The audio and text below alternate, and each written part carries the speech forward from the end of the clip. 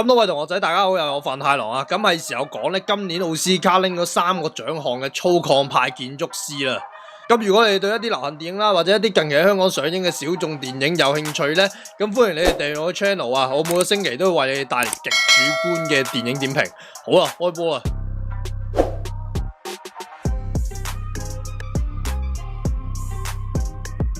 咁二次世界大戰之後啦，匈牙利知名嘅建築師 Todt 啦，為咗討生活咧，就移民到美國嘅。咁佢一邊喺美國嗰度啦，就搞啲勞動工作啦，一邊咧就揾有關做建築嘅機會，一邊咧就諗辦法接翻咧被困異地嘅老婆同個侄女啦。咁之後咧，因為機緣際會咧，咁啊遇咗一個美國嘅實業家 Harrison， 咁成功獲得咗一個咧建設一座咧由佢主導嘅大型社區中心嘅機會，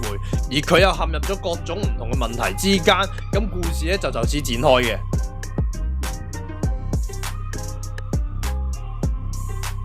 咁我要告解一下我嘅無知啦，因為我本來咧以為咧粗獷派咧係指個主角份人咧就好粗獷，咁即係好似海明威嗰啲咧寫得一手好文章啦，但係會落酒吧醉酒打酒鬼嗰種粗獷嘅，咁嗰啲咧就叫粗獷派文學家係嘛？咁但係睇完呢套戲咧，我就唔覺得個主角好粗獷，所以先 Google 翻咧，原來粗獷派咧係一種起源英國啦，1950年代嘅建築風格嚟嘅。咁主要係以清水啦、混凝土作為材料啦，以着重實用性，直接凸顯建築材料同埋結構。喺共產主義嘅國家咧，成日都採用，同埋用各型幾何嘅圖形做拼搭而聞名嘅流派嚟嘅。咁香港咧都有啲公營設施啊，或者學校咧都採用咗呢種設計，咁大家都可以留意下。而對我嚟講咧，呢種風格嘅感覺係咧就冇花巧啦，直接直白，將設計師最直接嘅情緒咧擺落去，咁俾人重新思考咧建築呢回事嘅用途啦，同埋設計嘅意義究竟係啲咩？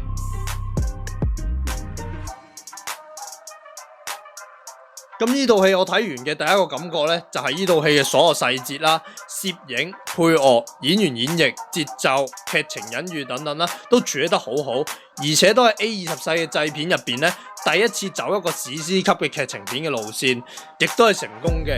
但對我而言啦，我就有種好難投入嘅感覺，因為我自覺咧自己唔係呢套戲嘅受眾啦，所以對啲角色喺移民問題上遭遇嘅事咧就難以共情。但係寫呢篇稿嗰陣時咧，同埋思考呢套戲嘅途中咧，我就發現咗呢套戲其實都有好多位可以發掘嘅。咁我認為電影咧最聚焦嘅就係主角 Todt 啦，同埋實業家 Harrison 嘅關係啦。咁 Todt 咧本身係一個咧走難而嚟嘅外來人啦，咁嚟到美國謀生嘅。咁理應咧都係行所謂美國夢嗰條路線啦，即係行入一個希望之地啦，靠自己嘅努力啊同埋才幹咧，成功嘅走出一片天嘅。但係換嚟嘅係咧，表面上對你嘅支持啦，但係實際上咧對你咧只係利用同冷漠，而人喺呢個環境之下咧，只可以沉淪喺二等公民嘅階級間咧求存，咁尋求話語權，思想上咧都被佢哋以權力同埋金錢為目的嘅思想同化咗。而 Harrison 咧呢個俾移民機會嘅美國實業家咧，佢眼入邊就係將 Todt 咧當係佢增添光彩嘅偽卒啦，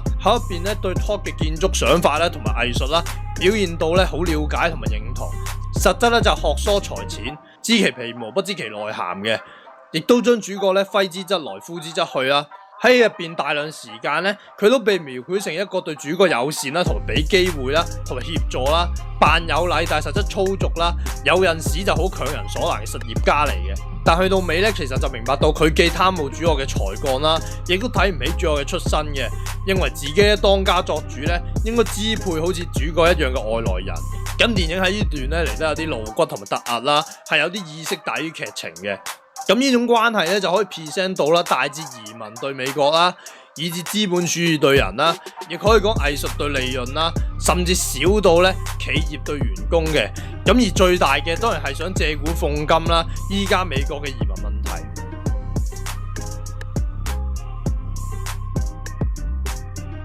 咁電影咧或者故事呢樣嘢咧，除咗可以為我哋嘅諗法咧增加認同之外咧，仲有一件好美妙嘅事咧，就係可以等我哋了解到咧唔同位置嘅思考，了解到唔同人咧喺度諗啲咩，點解佢哋嘅諗法同我哋唔同。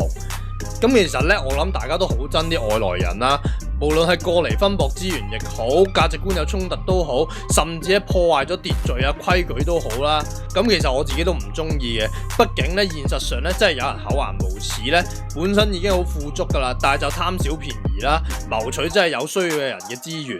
但喺現實上咧，真係有人咧因為各種理由咧被逼離開家園，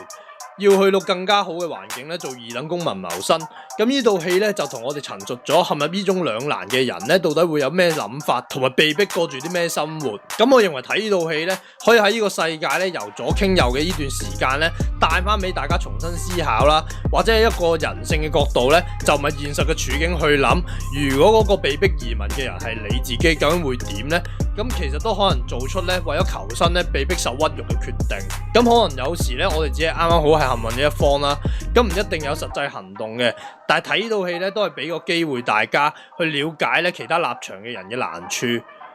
所以今次飯後起個指數10個飯團有